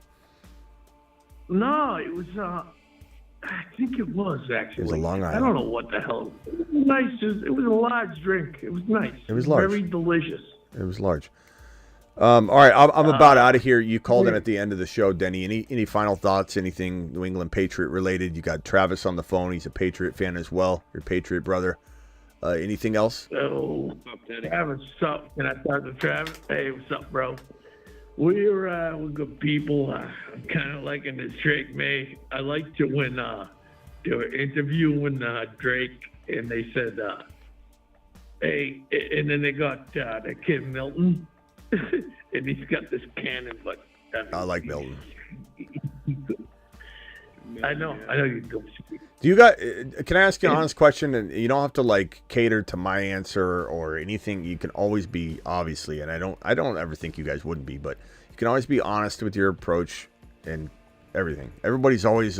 This is not a place where people can't disagree. Are you getting any sort of like concern vibes about May, similar to the vibes we're getting about McCarthy, or do you feel very differently? And you think people are just being completely unfair with evaluating him in shorts or whatever? Or are you really kind of like, I don't know how I feel about this kid? I'm just curious. I'll let Denny go first. Okay. Can I take the floor here? You can take the floor, Denny. No, appreciate it. He's just gonna be. They used to be able to say whatever. Now, Drake, he's got older brothers, right? And they're already good at whatever they did. They played ball. Oh, He's the youngest brother. Oh, his older brothers. Best thing you Yes. can be. Oh yeah, the best thing you can be is be the youngest brother that was beat up.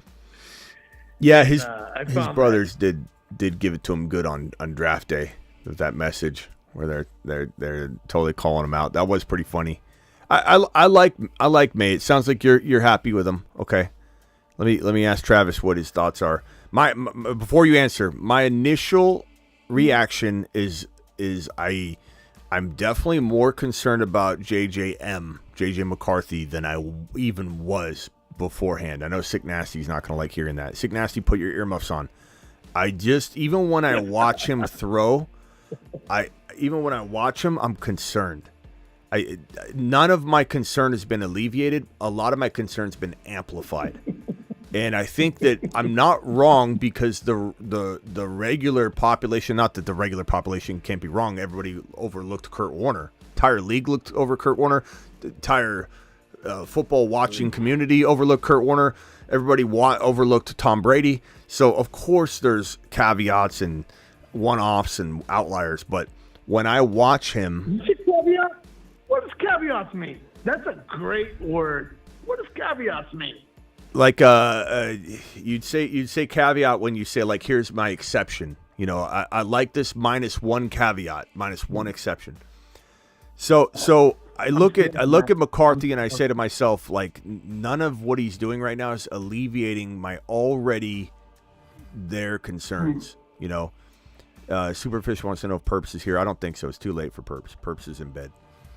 But I would say this: Drake May hasn't alleviated any of my concerns yet, but he also hasn't made anything worse yet. So, like, I guess you could say I'm a little bit disappointed that I'm not hearing glowing, crazy, amazing things, right? Because you're hearing those about JD5. You're hearing those and seeing those with JD5. You're hearing and seeing those with Penix Jr., who's even the backup, you know, and getting good work. And I'm not, and maybe you are, Travis, maybe you can shed light on this, but I'm not hearing anything that's, like, convincing me that, okay, God, this guy came in and look at him now. How did everybody overlook this guy? I'm just kind of feeling, especially with the whole, he doesn't have to start right away. It's like they're not even that confident in putting him out there right away. So I'm just curious to know, Travis, and then we'll go back to Denny. What are your thoughts about Drake May right now and all that context there? Nothing's changed for me because from the beginning, he was like, you know, a little bit of a project. Yeah. To me, he has, you know, all the tools, but, you know, I'm not going to really judge until we get, you know, at least into the preseason and see him getting live snaps against other NFL players and stuff like that. And then, you know, to me, by drafting him, they signaled they're in for a full rebuild. So I don't want them, you know, I don't want them sitting them all year, but I don't want them jumping the gun. You know, take your time with them, and, you know, things will shake out, and we'll know soon enough if there's something there or there isn't. That's a good point. I think he comes with all the tools you need. It's just a matter of coaching, and that's the case for a lot of guys, you know, because he isn't at that level of a JD5, you know, where JD5's at right now anyway.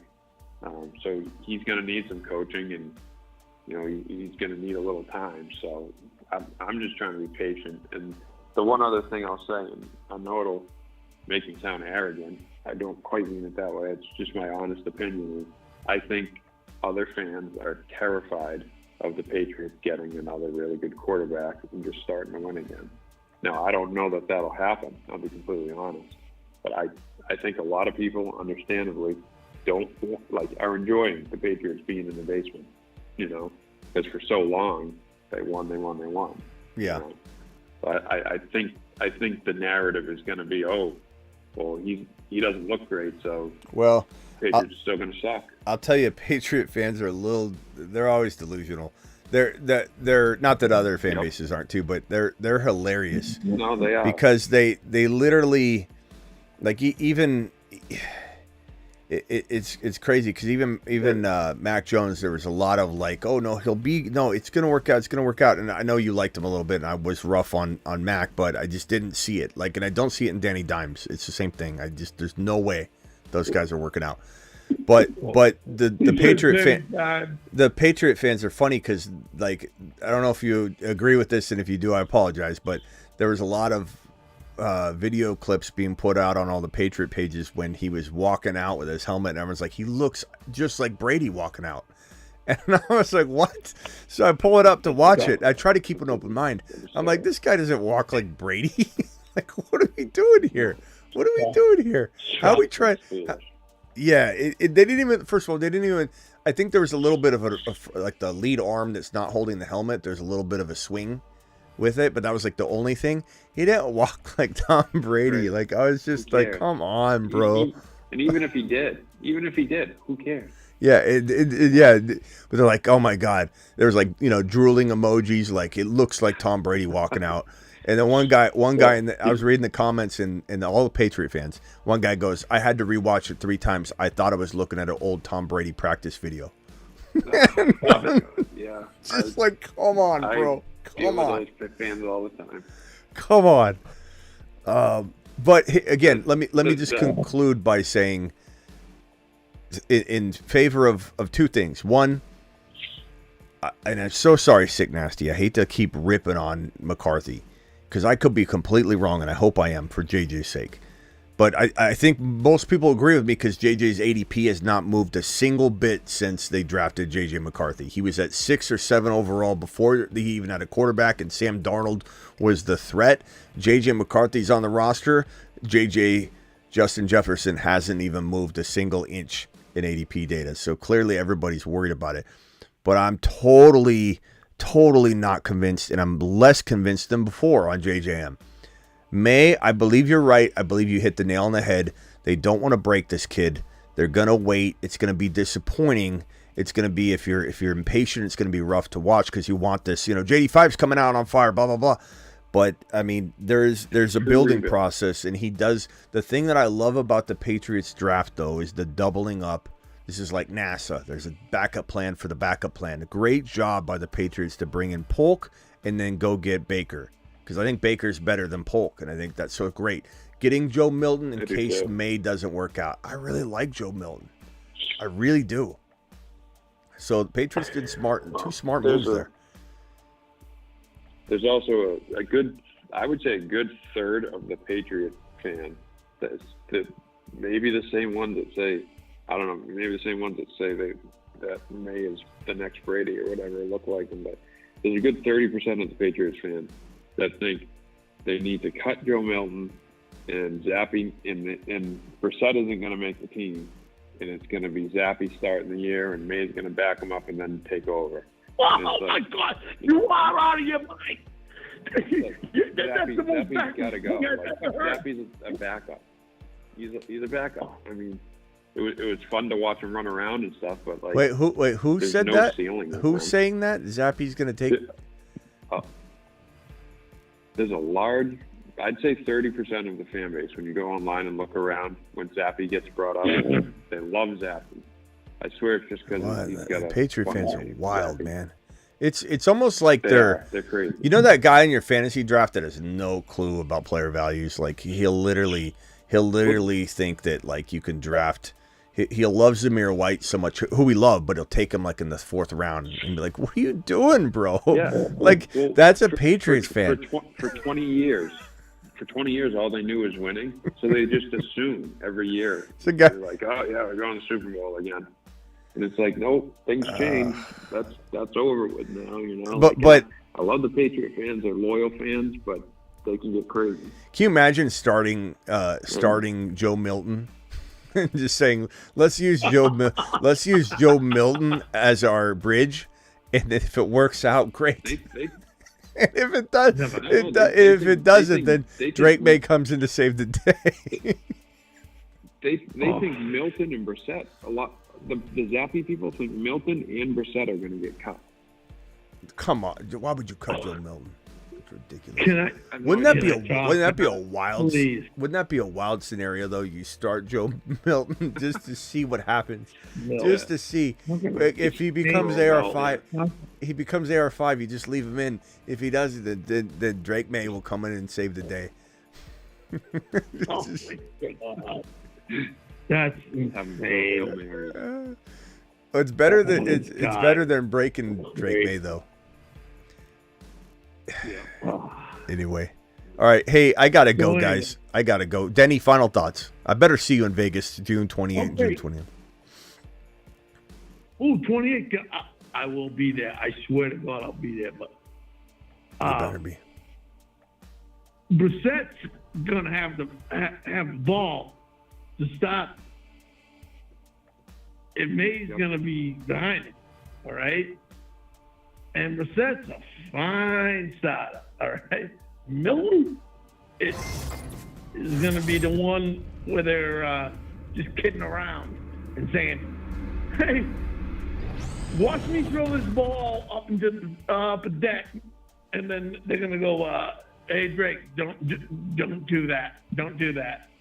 They're gonna. Milton's got a cannon, but he won't even make the team. He's gonna be on track. I mean, look, anything's possible. There are a lot of people saying that. I don't know why, but I think Milton's going to make the team, bro.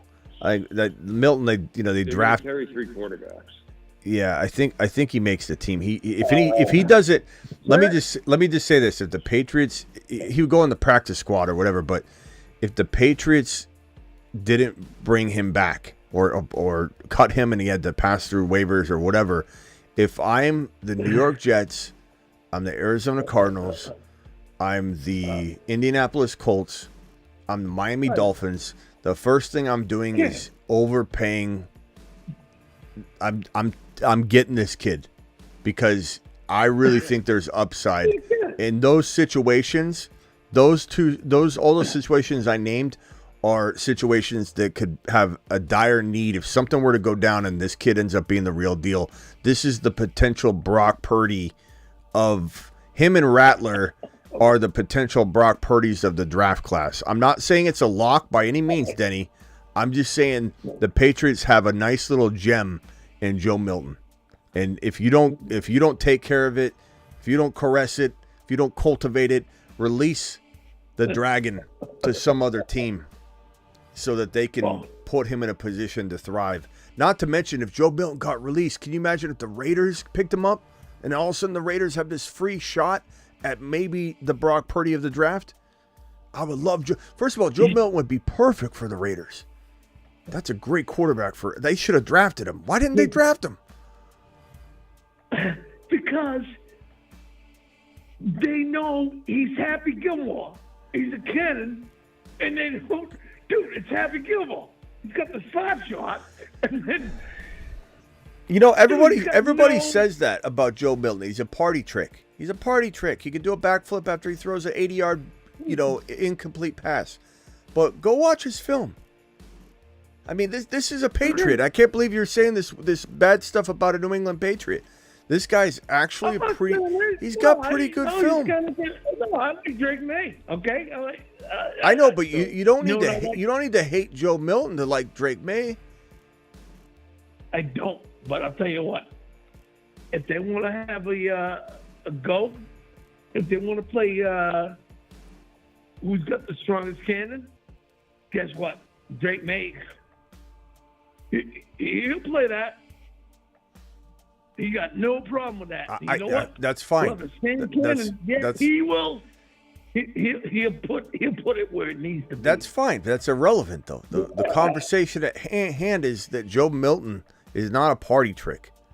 I think Joe Milton's got a lot more to offer a team, and you put him in a Raiders uniform behind the grit and determination and the way that team operates in LV, behind Pierce, that attitude and determination and grit. I'd love to see Joe Milton in that offense. I'd love to see it. I think it would be the perfect place for him, and I'm kind of surprised and disappointed in hindsight that that the Raiders didn't go out of their way to get him and just say, you know what, maybe he's not it. I don't know. Let's try.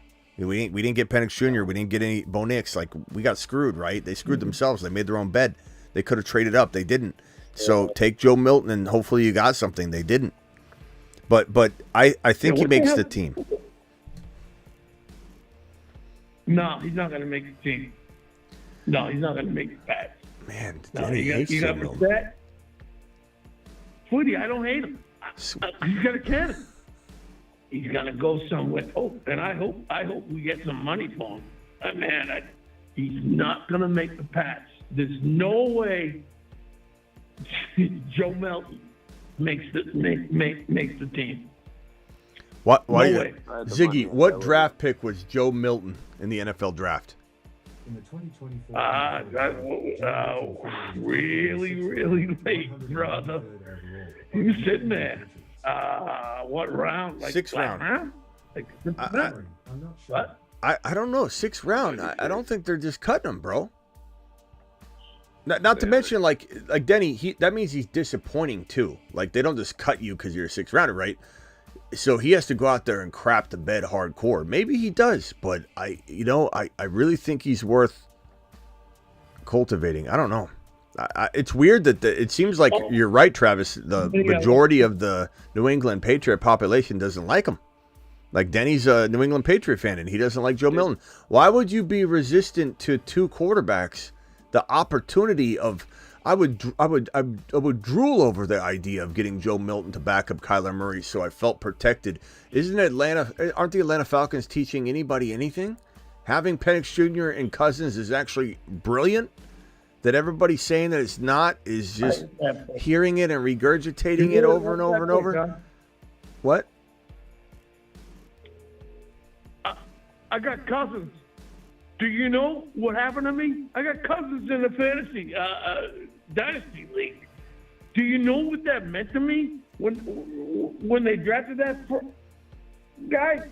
You out of your mind? You can call him a fraud? The worst thing ever happened to me. Are you going to call him a fraud? What did you just call me? No, I said, were you going to call him a fraud? It sounded like you were going to say fraud. Or you're going to say that freaking guy, maybe. Hey, Denny, I get you're upset over Penix Jr. getting taken, but from a football perspective, everybody running their mouth about this being a bad pick. I'm telling you, it's genius. And there's no team in the National Football League that's sleeping like a baby like the Atlanta Falcons because they got 2 elite quarterbacks, and they're running them out there at the same time, side by side in practice because they don't care. They don't care. They don't care about the drama. They don't care about their feelings. They're putting them both in a position to strike right away. And if Cousins goes down, Penix Jr. is going to be the most prepared rookie aside from JD5 that's in this draft class. And Atlanta knows what in the hell they're doing. And what my whole point here is that you're giving a little baby Penix Jr. Little baby Penix. You got a little baby Penix. And his name's Giant Joe Milton. And you're pushing back the resistance of having a second quarterback, a miniature version, even though he's giant, a miniature version of the Atlanta Falcons, and you're complaining about it. I can't believe you like what the Falcons are doing. I love You're it. dropping like Love it. 130 million, and then Love you're not helping Cousins. You're just going against him. I don't even know why you like it. What are the dates? I'll be there, sweetie. I'll be there. I'll be there. It's gonna be at the same place. Why do you call me sweetie? Why do you keep calling me sweetie? It's what I say when I'm pissed off at my cousins and shit. They know I just say that, sweetie. You know what I mean? I just say it. It certainly calms down the argument. I'll give you that. It's a diffusing of the anger. Yeah, it's maybe. a diffusing mechanism, isn't it? Yeah. It's like putting cold water on a fire. Like we're in the middle of arguing and you call me sweetie. It's hard for me to continue to yell at you at the same rate. All right, hey, I gotta go, boys. I tried to hang up about a half hour ago. Appreciate you both, Denny. Get out a pen and write down June 28 and June 29. Put it on your fridge. Do whatever you got to do to remember tomorrow that you wrote it down. June 28th, Friday, June 29th. Hold on, June 28th. Vegas at Circa Well, that's Hotel. going to be at the same place? Circa Hotel Casino at Stadium Swim. I might be staying at the D. I might be staying at the D or Stadium or Circa. They're right next to each other. They're owned by both of them. So Oh, yeah. You're going to be over there 28, 29. Yeah. Hey, my birthday's the 16th. attaboy. June. 25 years old. What do you mean, attaboy? What are you going to do for me? You gonna have a little birthday party for me? I'll zip a football into the pool area. Have you lay out for it, dive for it. Show us you're still a young kid that can get it done. Show us how agile you are for a young 25 years old.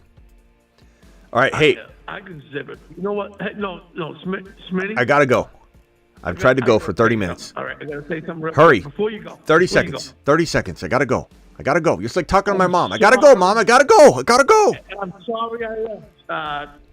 This time I won't leave. I'm sorry I left, but this time I'll hang around and I'll hang out with you. Okay. Right? Thank you. Thank you for not even furthering my abandonment issues. Thank you, Denny. Denny's like, I'm gonna go get ice, and he left and didn't come back. Then he came back the next day, and he's like, I'm gonna go get ice, and he didn't come back. He literally showed up for the first. Yeah. All right. Hey, Denny, gotta go. Appreciate you, bro. June 28th. June. Daddy, come back. Daddy, come back. You can do it all for me. I was wrong. All right. Later, Denny. Later. All right, Travis. We'll see you later. Yeah, I just would say real quick, AR5, he's they're going to keep him because they're going to try and develop You mean him, Milton? you know? Joe Milton? You mean? You said AR5. Yeah, Milton. He no, what I was going to say was he had a better, and he's not AR5. I understand that, but he doesn't run like AR5. It's a different game, but he had a better completion percentage, like 10% over AR5 the last Yeah, year. I never understand the Joe Milton hate. I don't get it. He's such a glorious quarterback to just take a chance on. That's all I'm asking. I'm not asking anybody to bank their future on him. He's a 6th-round pick. I'm asking a team to say, hey, why don't we take him in round 5? Right. Why don't we snipe this situation, take him in round 5? Why wasn't he a 5th-round pick? Why wouldn't the Raiders take a chance, say, you know what, we got to go into next year and get a quarterback? Yeah. Well, in the meantime, let's just kick the tires on Joe Milton in round 5 and just see. Maybe we'll surprise ourselves. No, the Raiders didn't do it. Yeah, I mean, 64% completion percentage is not bad. I understand he's got to work on a lot of stuff with different routes and touch on the ball and all that, but that's why you take a guy in the 5th or 6th round and you see what you can do. You know, and they already screwed it up with Cunningham. I think Cunningham ended up in a great place now behind Lamar Jackson to develop, but I hope they keep him. I think they will. So I'll leave it at that, though. Yeah, all right. Thanks, Travis. City. Appreciate you later. Later.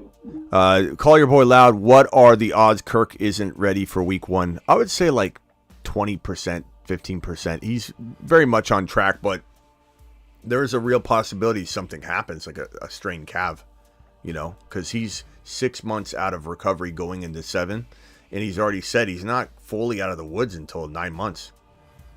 So there is a chance. And then a $5 hauler from Charles T. How many Vegas trips you doing this year? I will be there for the Browns Raiders. Wish I could make this one. Missed last year. Probably just the one. I thought maybe we'd figure out another. It's hard for me to leave the studio. I rarely ever go anywhere. My show's better in the studio. Sometimes I'll do like on the street, you know, while I'm running. I'll do. People get mad. See how many people message me. Stop doing this out of the studio show. It's so unprofessional for you to go live on the streets of Phoenix while you're going running and you've got the street in the background. Remember that time I had a flat tire and I instead of canceling my show, I took my car to the tire shop and I went across the street to the local restaurant, and on my phone I did my 8 p.m. Eastern show, and in the background there was very far in the background there was like a bathroom sign. It was like really small, and I was at a table, really nice restaurant, Mexican restaurant. It was Torchy's, not a nice restaurant, but a nice fast food restaurant. And I was sitting there in Torchy's doing my live stream, and guy comes in and goes, "How could you go live still. Should have canceled the show. Why are you doing the live stream from the restaurant? Like, I can't please. You can never please everybody. And no, nor do I care. I don't want anybody to think that it influenced me not to do it. In fact, I just wanted to do the next show live from a restaurant because he said that. But it is hard to go out of the studio, you know, and I hate going out of the studio. I hate traveling, to be honest with you. Even like trips to like Disneyland and stuff, they're fun, but like I hate traveling. I really do. I love being at home.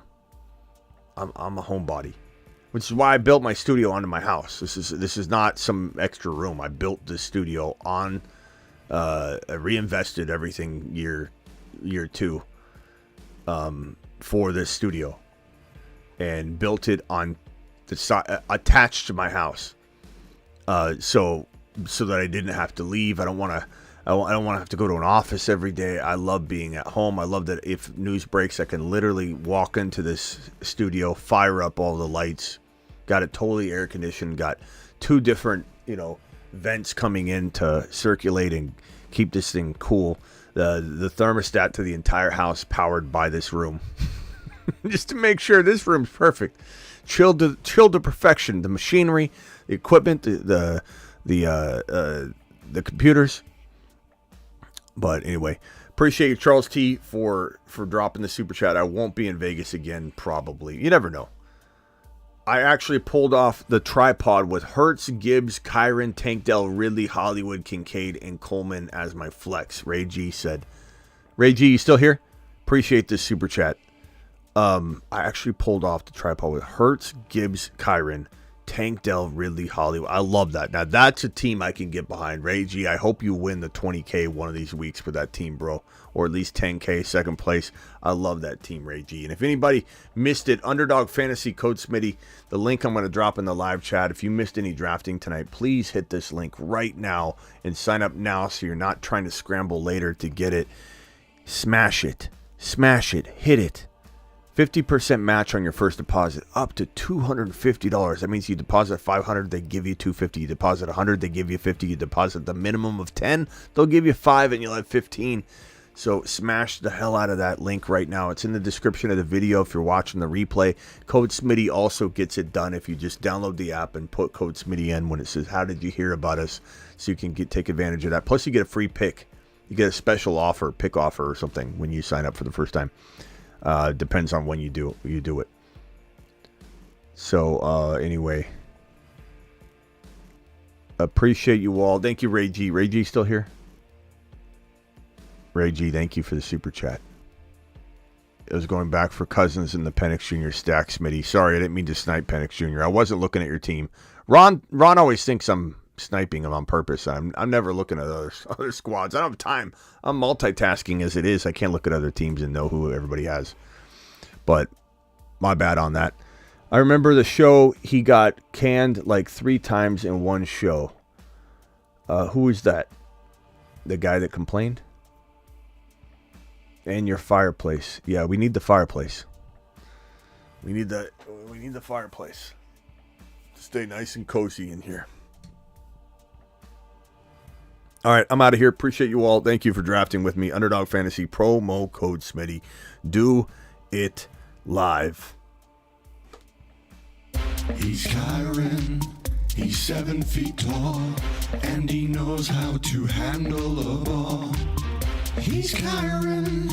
He can take frowns and turn them upside down with his touchdowns.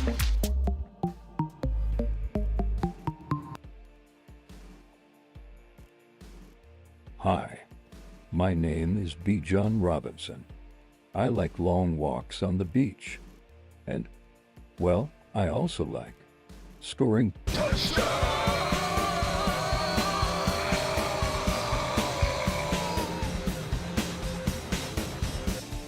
The tripod, likened to pyramids in ancient Egypt, consists of drafting one of Allen, Mahomes, or Hertz to go with one of these round 1 running backs and one of these running backs in round 2. The tripod.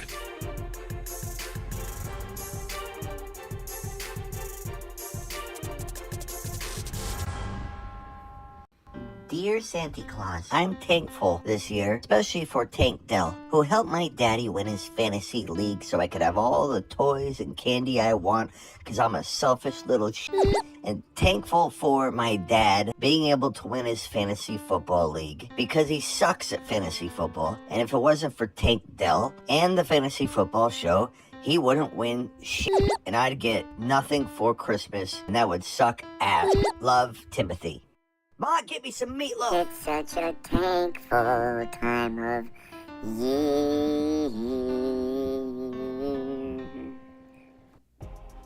Live Monday through Friday, 8 p.m. Eastern. Tomorrow's Sunday, so, we're live whenever news breaks, but we'll definitely be live at some point with a premiere or a live stream. Probably a live stream. Appreciate you all.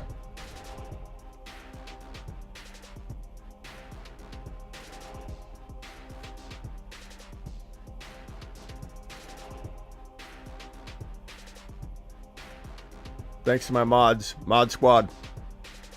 Deuces. Thank you, Ray G. Thank you, Ray G. Thank you to my super chatters. Alex with the first one. Lancaster, Superfish, Jimmy the Drunk, Superfish, Sick Nasty, Ray G, Charles T, and Call Your Boy Loud. And then the gifted memberships by Coble, who dropped, he dropped 5 gifted memberships. And then celebratory messages, we have none. So we are out of here, deuces.